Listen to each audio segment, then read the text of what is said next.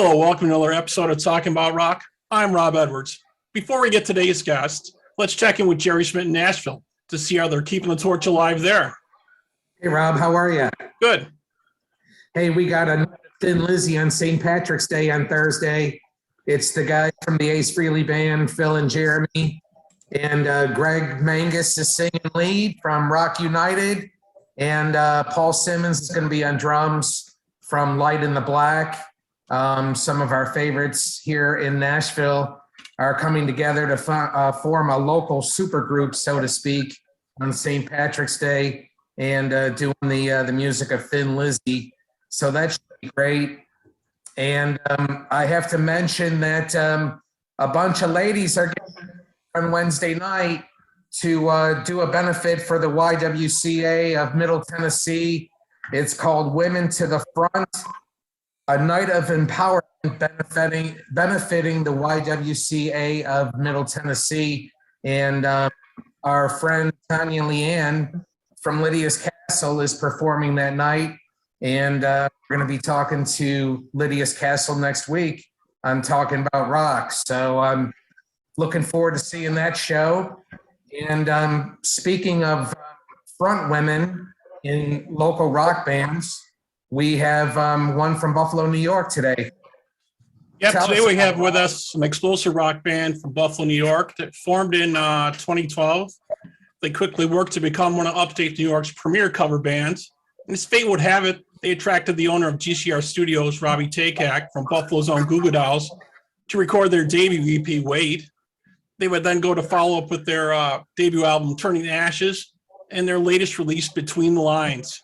Please welcome to the show, Stephanie from Hearts and Hand Grenades. Hi, Stephanie. Hey, how's it going? Good. Thanks for having me. Yeah, excellent. Great to have you on the show. So you guys got a nice shot there in the beginning. You got to play the Variety Kids telethon and support the Goo Goo Dolls there. Tell us a little bit about that. That'd be amazing. Yeah, it was a pretty cool coincidence, I think. So we landed a time slot at the Variety Club telethon, and it just happened to be right before the Goo Goo Dolls were playing. So, and we were only a cover band at that point, so we were just doing the local cover scene. We got to play 2 songs, and then, as we're getting ready for our set to start, we look out and there's the Goo Goo Dolls, standing behind the cameras, and we're like, oh no, don't. No. That's your ultimate don't screw up moment, right there. Right. It was great. We had a really good time. We played well. So after the Goo Goo Dolls played, we were downstairs at the hotel bar. It was at the Seneca Niagara Casino. And Robby came down, and he stopped to talk to us and tell us, that he thought we did a great job. He enjoyed what we played. And he asked where we did our recording. So, at that point we're like, well, we don't, we just play cover songs and that's really it. So after our conversation with him, where he was talking to us about his studio, GCR, he told us we would be, really exciting if we could get in there and take a tour of the studio. So we're like, okay, yeah, sounds good. He wanted to hook us up with the manager there, and he gives us his phone number. So at that point, you're thinking like, he's not going to call. Okay, thanks, great to meet you. He's not. Yeah, Robby's a busy guy. Yeah, he likes to do a lot still for Buffalo music. Yes. Sure, with his music, his art, and all kinds of stuff, right? Yes, and he's an amazing person. So when he says he's going to call, he did. So we were really excited about it. He did exactly what he said he was going to do. He hooked us up with the manager at GCR. We took a tour of the studio, and we actually booked studio time without having any songs written. So we were like, all right, this is exactly what we need. Let's get our nose to the grind and let's write some songs. So we did. We came up with 4 tracks. It was actually our EP, which later turned into our first album. It was 4 songs that, kind of 2 of the 4 got incorporated into the album. But if we never had that conversation, we may never have done any original music at all, so it was a really cool experience for us. Right. It's all about being in the right place at the right time, meeting the right person, the right thing happens and things can move forward. Yeah, definitely. Yep, absolutely. So it had to be a task for you guys switching from covers to originals, right? And trying to work those into sets. That's not easy. A lot of times that doesn't go over with folks, right? Sometimes you have to slowly slide them in, and that's kind of when folks like going to the bar, getting another beer and stuff like that. Yeah. And how was that received when you guys first started doing your original material? Yeah, so I mean, and obviously Buffalo, New York is a huge cover scene. You know, they love their cover music here, and it's actually a little bit more difficult for original bands to play out and fill a room here. But in we still play cover gigs now, you know, even a couple years into this. So we just sneak them in. You know, if we have a room full of people that have been following us and it's our, you know, Hearts and Hand Grenades fans, then you know we'll talk about them and we'll say, all right, here's, you know, this one.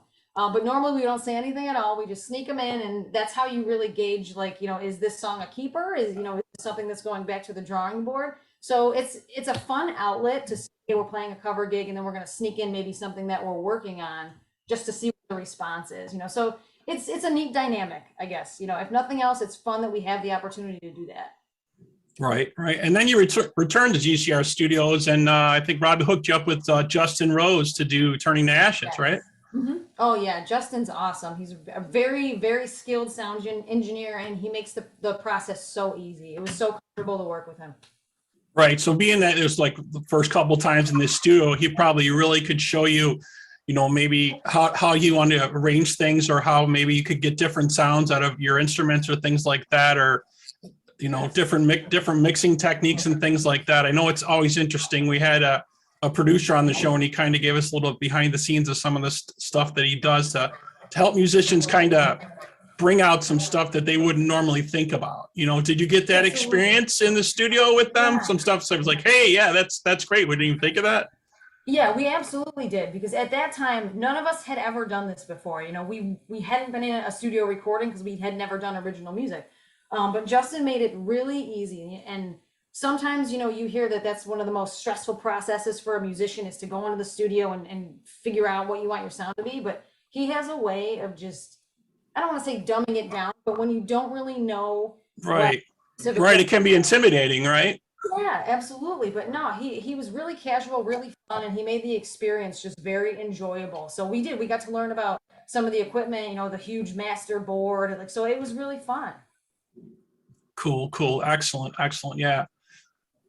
So can you tell me something about your relationship with Eclipse Records? Sure. Yeah. So I'm not even sure how it initiated. It was kind of between Mike and Chris Poland. But we ended up having conversations with Eclipse, and that initially started through an email, and I almost deleted it because I thought it was spam mail at first. So, you know, I go to Mike, I'm like, we just got this email to the, you know, the band email. I'm like, it's some Eclipse Records. They say, oh, hey, I want to work with you. And I'm sitting there going like, oh yeah, you know, you get a million spam mails about people just saying like, oh, someone tracks you because you're in a band, and then all of a sudden your email blows up with stuff related to bands. And Right. I was like, oh, I'm just gonna delete this. And he turns around and he's just like, no. Well, you never know sometimes. Yeah, we get a lot of spam email too about all kinds of different things through social media. It can be crazy. Right. Yeah. So it worked out. You know, we answered the email obviously, and the relationship developed, and we ended up signing with those guys, and we've been with them so far the whole time. So it's been really fun. That's awesome. Excellent. I noticed you guys played a bunch of dates in the time zone this past year. Were you well received out there? Most of the bands we talk to kind of stay in the Midwest and the Northeast. It seems like the mountain time zone states are kind of vast and kind of a no man's land. What was the reception like out there?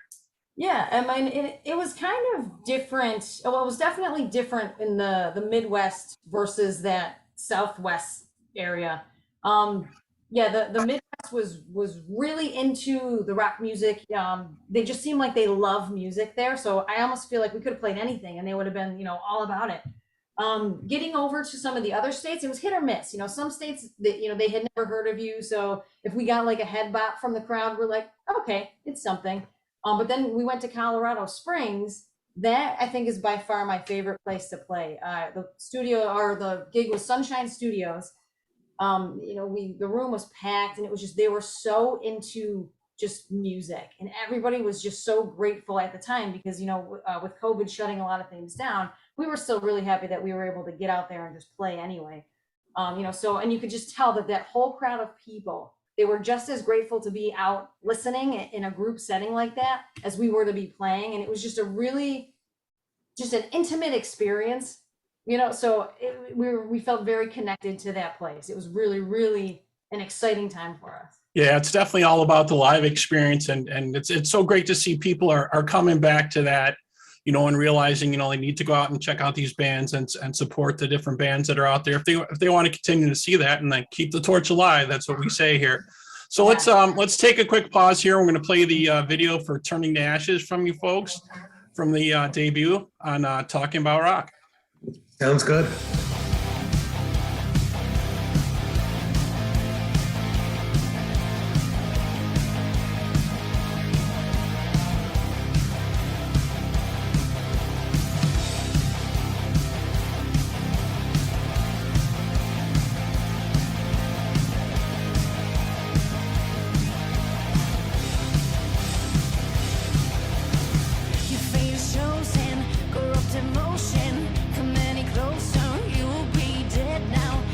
Your best, but I will attest that seeing the real you brought me down. A sad, sad song about what went wrong, and I'm tired of listening to it. The one about how we can get out, and I'm going nowhere fast with this longing for where we belong, and I'm searching for you here. The bridge is burned that leads me home, and I'm turning to ashes. Feel this addiction to indecision. Told you the truth, you turned a blind eye. I saw the trauma from all your drama. Some people never learn their lesson. A sad, sad song about what went wrong, and I'm tired of living with the guilt. The one about how we won't get out, so I'm leaving it behind like this. Longing for where we belong, and I'm searching for you here. The bridge is burned that leads me home, and I'm turning to ashes.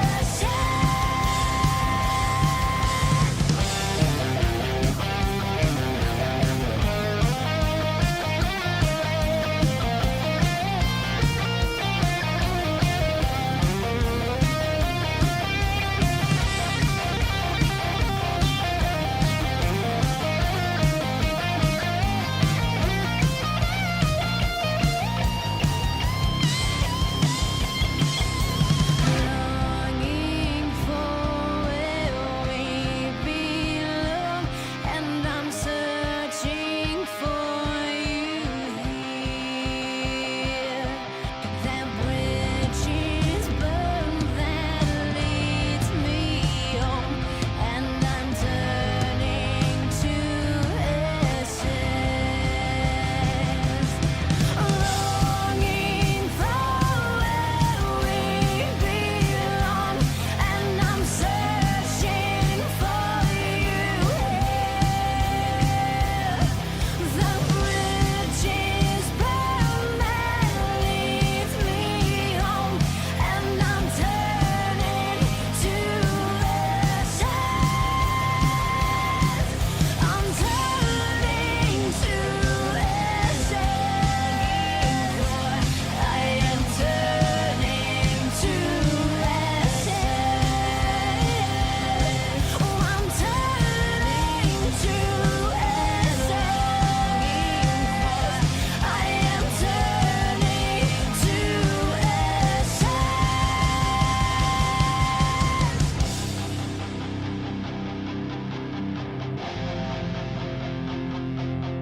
I am turning to ashes.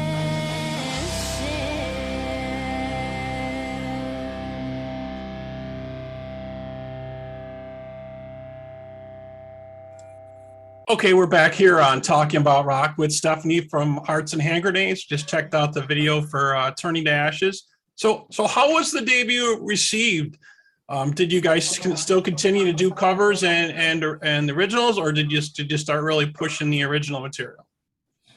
No, we were doing both, a heavy blend of gigging for both.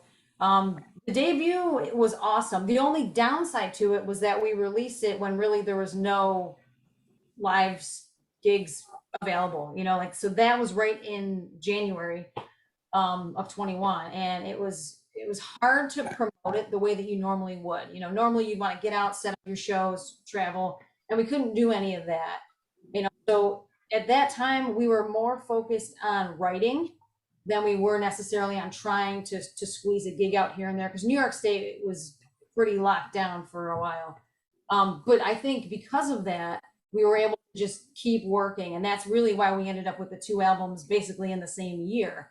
We had all the songs ready to go at the end of 2020, released in January of 21, and then we still had all these songs that we were working on, and we decided we didn't want to sit on that, so we basically just kept going. We kept writing, we kept working. Where we could get a gig here and there when we had the brief openings, we definitely played it. Some of it was cover stuff. We did, I think, a live stream of House of the Rising Sun at one point through Eclipse, so that was pretty fun. But we did anything that we possibly could just to stay busy. Yeah, that's what we've heard from a lot of artists. During the downtime, they took that time to do a lot of writing and things like that, and get their projects together. There's been so much stuff that was kind of put on hold, and that's what we're seeing, like a big flow now of different releases and different tours coming out by the major artists. Every other week there's another tour announced where they're like, okay, these cities are ready to go. Let's start doing stuff, and that's great. Yeah. And I know in Buffalo, it's kind of hard because there's really not a lot of venues around here. So it's great you guys are expanding and getting into different areas. And I think you had an interview in PA the other day. Are you going to be playing some dates out there? Well, we talked about it. Yeah, we were out at a couple of radio stations. The last one was in Lock Haven, PA. Those guys were great. It was for Quick Rock out there was the name of the station. Yeah, and they asked us if we would be willing to travel back there, and absolutely, that was our answer. So yeah, we're hoping that that comes to fruition and it actually happens, because we love to. I mean, there's no place that we aren't willing to go. So. Yeah, that's definitely the way you got to be. Gerry and I talk about this all the time. It's kind of a tough time for rock music right now. It's not. It's always been like the stepchild or the not the top of the list type of music at the time. There was always something that was a little hipper, a little cooler, a little dancier that people really got into. Rock's always been the underdog, but it's great to see younger bands coming out there and still forging ahead and doing original new material. I think is so tough now, especially with the way with it is now with streaming and things like that. You don't have a product that you're selling, and Right. You probably don't have a lot of backing from who's ever helping you distribute, because they used to, do all the touring and set stuff up for you. So even that, I'm sure, is very dumbed down a little bit and not given as much, probably, right? Oh, absolutely. Yeah. We're doing most of it on our own. It's still, even with Eclipse, you're still at an independent level. So, we're trying to book our own tours, we're trying to make our connections, but when we get an opportunity like, hey, come visit our radio station, we're going to do it. That's how you build those relationships, and, you make your contacts that way. So, I think right now it's fair to say we're definitely in that stage of still creating our network. So wherever we can do some networking and, and make some new contacts, we are all about it. Yeah, I totally agree with you. It's all about the networking at this point, definitely about the promotion and stuff. So I wanted to talk a little bit about the songwriting process. As far as like the lyrics or getting ideas for songs, is there like a formula that guys use? Sometimes I know bands usually like come up with riffs and they say, okay, I got this riff, let's write around it. Or sometimes, someone is, really big on lyrics and they write a lot of lyrics and they say, okay, I got these songs. Let's put some music to it. How do things usually pan out for you guys? Is it a mix or? It's mostly the guitar riff. So Mike is usually the guy who comes up with the guitar riff, and he actually sits down with me. We kind of just mold that into whatever the song turns into. So it's his guitar parts, and then we usually put my bass parts to it. At that point, we'll bring in Kenny. He'll work out his lead lines, and I usually just keep this really loose like digital notepad on my phone that I use. And anytime I think of an idea for lyrics, I just jot it down. So a lot of these songs don't necessarily start to finish come to like one writing session for like, here's all the lyrics for the whole song. It's usually like, hey, I have these little blurbs, you know, that I've been throwing into this notepad for, you know, a month or whatever. And then I just sort of like twist them and mold them until they fit. But once we have the music down, it's easy for me to go into that queue I have of little notes that I jotted, and just kind of pick out the ones that I think are going to make sense for this sound. So it's really a fun process. I mean, I really enjoy the way that we do it. You know, it's a collaborative effort, but it usually does start with the guitar riff, and then it just sort of blossoms from there. And you actually overheard them when they first were starting this band, and you said, "Hey, can you wanted to join?" I guess you were talking to Mike at he's a 7th degree black belt, right? And you guys were like at a karate class or a karate dojo. Yeah, that was back in 2012. So it was him and his friend. They were talking about just putting together a cover band at that time, and I was working out at the dojo.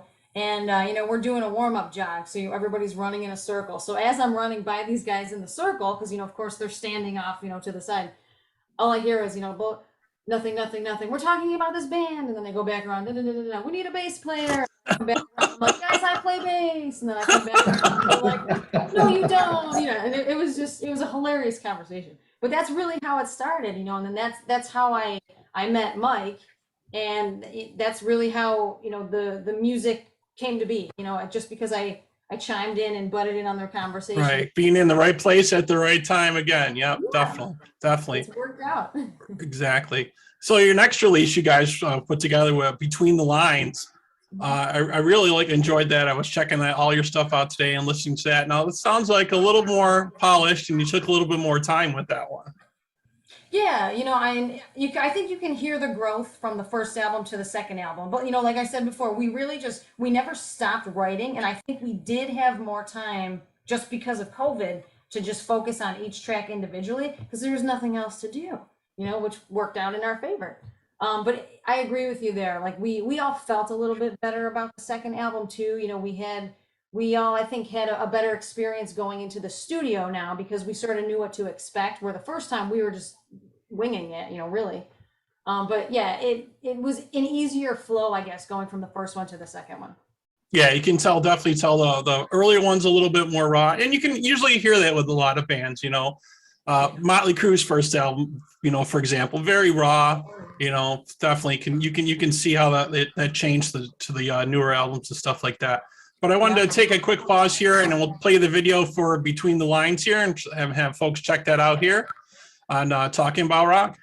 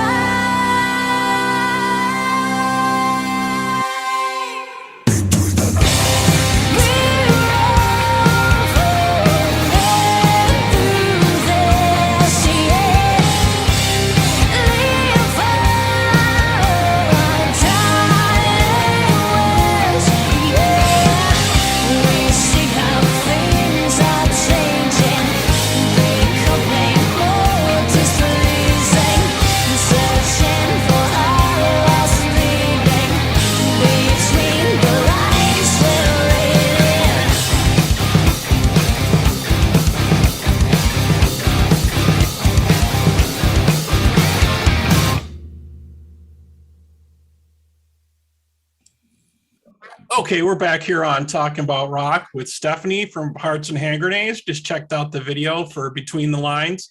So like we're saying, a little more polished, from the first release. You guys kind of found your groove a little bit. Mm-hmm. Yeah. Oh yeah. Definitely easier the second time around, for sure. So do you have any songs written for the next release? Are you continuing to write songs, or are you just focusing on touring now and playing live? Yeah, I mean, we're doing both, I guess. We've got a couple of things lined up for the summer. We've got obviously some local things along the way also.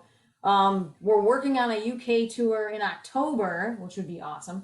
But in between all of that, yeah, we do have maybe 3 songs right now that are just in the starting phases of them, so we're just sort of putting together the musical pieces. We don't really, well, we do have lyrics for some of them, but it's early stages, but they're definitely on their way. And I feel very confident in saying that we will likely release something additional, maybe near the end of 2022. We'll see. But yeah, we have no intention of stopping. So as long as we've got the inspiration to keep making music, we're going to just keep rolling with it. Well, I love the sound. I think it encompasses the older classic rock as well as some of the newer hard rock that you hear on the active rock stations. And I was just wondering what the makeup of your audiences was.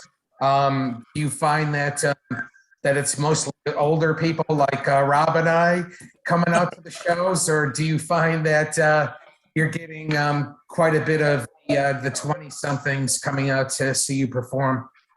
Yeah, no, we actually have a really good mix, and our sound, we definitely have the classic rock influence, and then we go right into like a punk rock vibe, like Bad Medicine. We've got the weird swanky sound of the In Crowd on the first album. And it sort of just happened that way. We didn't go into anything with an idea of this is what our sound's going to be and this is what we stick to. We just try to be outside the box with it. And I really think it's paid off, so with that, we do draw in all different ages of people to come and see our music, and they seem to enjoy it, so as long as we can give something to everybody, we're just going to keep going with it. Yeah, just from watching your videos, I could see like the different influences, like a little bit of punk, a little bit of hard rock in there. Definitely a little bit of Chrissie Hynde to your voice there also. Oh, yeah. I could hear that in the classic rock there also coming through. Oh yeah, and we all have different influences of music that we enjoy. Mike's the big classic rock guy. He's a hardcore AC/DC fan. So in a lot of his riffs, he's playing the rhythms. You can definitely hear that. Kenny's more of a southern rock guy. Which I think you can pick up in his solos. And me, I come from more of like a punk pop background, and Tom as well. On his drum beats for it. So it's a really, really fun just conglomerate of different influences that we put together, and that's just what's defined us. And I think that even in our band name, it's 2 very contrasting things, Hearts and Hand Grenades. And it was too perfect for what we accidentally created, the sound that just fits well with that contrast. Yeah, it's a great name. Thank you. So I got to ask about the bass guitar. When did you start playing bass guitar? So the long story of it is that it started, my enjoyment of the bass started when I was in 4th grade. And they make you pick an instrument. So, I didn't know. And I was like the shortest kid in my class for the longest time. So I go to the orchestra teacher and I say, I want to play the bass. And he laughed at me. I mean, I don't know. I feel like I was 3 feet tall in 4th grade. But he laughed at me and said, no, pick something else. It's too big. So then I said, okay, I want to play the cello. Again, he says, nope, that's too big. And he hands me a violin. So, from 4th grade to my senior year of high school, I played in the orchestra, I played violin, and that gave me a good foundation for music and, being able to play and read. But then as soon as I hit college, it's like, I was like, that's it. I scrapped money together, and I went out and I bought this cheap, crappy bass guitar. And I just sort of taught myself at that point how to play it. And I did that, listening to just some easy punk stuff. Real fast pace, and I fell in love with the instrument right there. I was like, this is what I've been missing my whole life, starting from fourth grade when I was told no, so, and then I have been playing it ever since. And then the first band I was in 2012, with Mike and the other guys from that cover band. And I just haven't stopped from there. That's a great story. So who are some of your biggest bass influences? I'm a huge Muse fan. So Chris Wolstenholme, he's like right up there. I love him. I think he's great. He's my favorite by far. Yeah, Muse is a great band. Yeah, yes, they are. One of my favorites of the last 10, 15 years or so. Yeah, they definitely have a unique original sound. Yes. Compared to a lot of stuff that's out today. I agree. Totally. Absolutely. So, you got to hook Rob up here with Robby Takac. He is dying to get him on the show. Well, I'm sure he's a very busy guy. We'd love to speak to him. We reached out a couple times, but I'm sure he's a busy guy and he's got stuff going on. But since you did bring up Robby, I did want to ask you, and maybe it's in the back of your mind, because they're going to be playing here coming up in September. So any chance or any vibes you guys maybe playing the gig with them or playing with them again at some point? Yeah. Any of that rumor going around a little bit, the rumor mill? No, there's nothing in the works right now, but we would certainly be open to it. And you always get your shameless plugs in there where you can. So here's mine. Hey, Robby, call us. I know. Gerry got our shameless plug in too. I don't know if he ever watches our show, but yeah, Robby, we'd love to talk to you about everything you do for Buffalo, about the Goo Goo Dolls, about everything about music is art. We really appreciate everything you do. I went to the first time this past summer. It was amazing. So yeah, good stuff. But I wanted to take a quick pause here. We're going to play one last track from Hearts and Hand Grenades. This is a really nice song. I really like it. It's called Beautiful Pain. So if you guys want to take a pause here, and we'll check that out here on Talking About Rock. Yeah, that is a good one.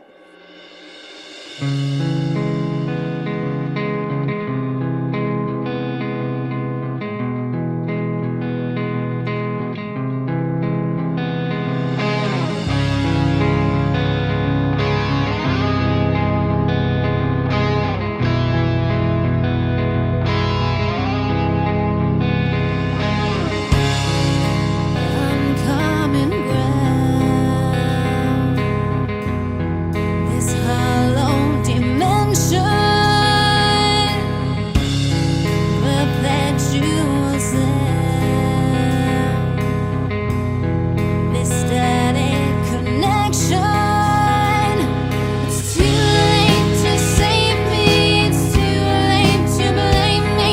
This beautiful pain that I'm in, I try to escape it, but then I embrace it. This beautiful pain that I'm in, this beautiful pain.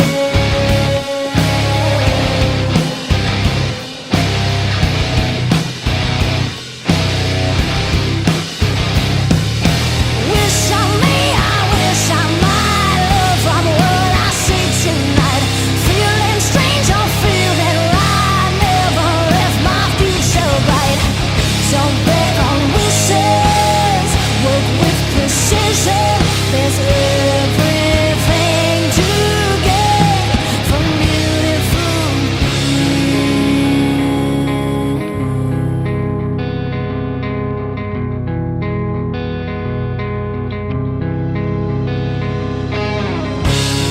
pretend to obey it. This sad plastic life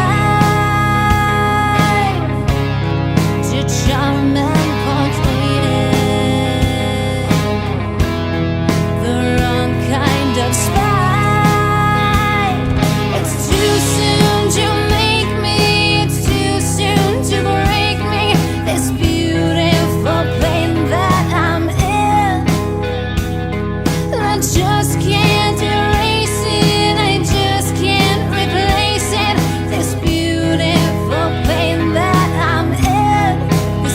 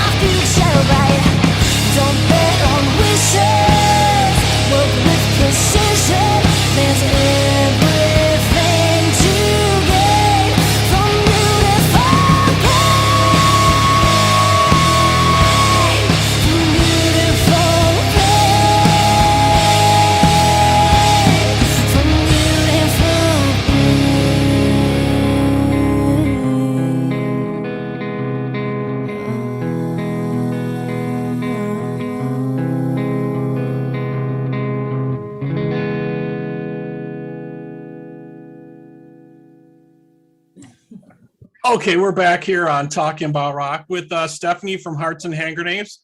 We just listened to Beautiful Pain. Yeah, really like that. The videos you guys got coming out, keep them going. It's really nice. Thank you. So what else is up on the horizon? I know you got some dates coming up. You'll be playing. I think your next date is May 5th, Mohawk Place in Buffalo with Sponge. Yes, yeah, we'll be opening up for Sponge at Mohawk Place. That's going to be a fun one for us because I'm a huge 90s fan also. So as soon as I saw Sponge was coming to Buffalo, I nudged Mike and I was like, reach out to Mohawk Place. Luckily it worked out. We reached out at the perfect time and they were looking for the openers. So we were like, yes. Yeah, they have a lot of new music playing there. I've seen. I definitely need to get there and check more music out. And then you guys got a date coming August 26th. You're doing Rock for Vets. Was it Farewell, Michigan, I think? Farewell, Michigan. Yeah. We're really excited about that. It's benefiting, the local veterans. So it's really important to us to be a part of things like that. So we were really grateful that we got to be on it. But that's another incredible lineup too. We've got Saving Abel, Saliva, Nonpoint, so. Right. I was surprised to see Saliva on that bill. I wasn't sure what was kind of happening with them at this point. Yeah. But that's very cool. Definitely. So if folks want to great 90s bands. Yeah. So folks want to know more about you or check you out. Where should they go? Should they check out on Facebook or what's the best place? Yeah, we have a website, so it's heartsandhandgrenades.com. You can get all of our dates there. All of our links to our socials are also there. But we're on Facebook, Instagram, Twitter. We're on Vero.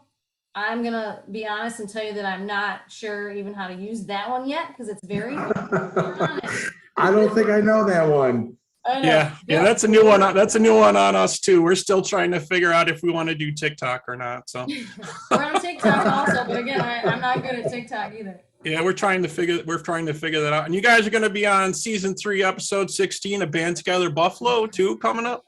Yeah, that was exciting too. We were glad we got to be a part of it. Yeah, I think that's where I originally got your name from there and was checking that out. Yeah, I love seeing that show, and they showcase all different types of music from the Buffalo area, which is great. Everybody thinks there's only a couple things in Buffalo, right? They just think there's snow, chicken wings, losing sports teams. But you know what? We got a lot of good rock and roll coming out of here. We had Rick James, we got Goo Goo Dolls, we got you guys coming up. So let's just hope it keeps moving forward as it is. Yeah. It's always been a great city for rock and roll. I know. I just don't. A lot of people out there don't know it, and we just need to keep pushing that forward. And hopefully, you guys will do the same. So we really appreciate it. Absolutely. And if you folks out there have questions or comments for us, please feel free to email us at talkingaboutrock@gmail.com. Please like us and follow us on Facebook, Twitter, Instagram. And for this interview and all our upcoming interviews, please subscribe to our YouTube channel. Stephanie, thank you so much for joining us today. We really appreciate it. Thank you guys so much. Looking forward to some great things. The sky's the limit for you, as far as I can tell. So that's right. Keep going. It's good stuff. Yeah, keep going. Yeah. We will. Thank you.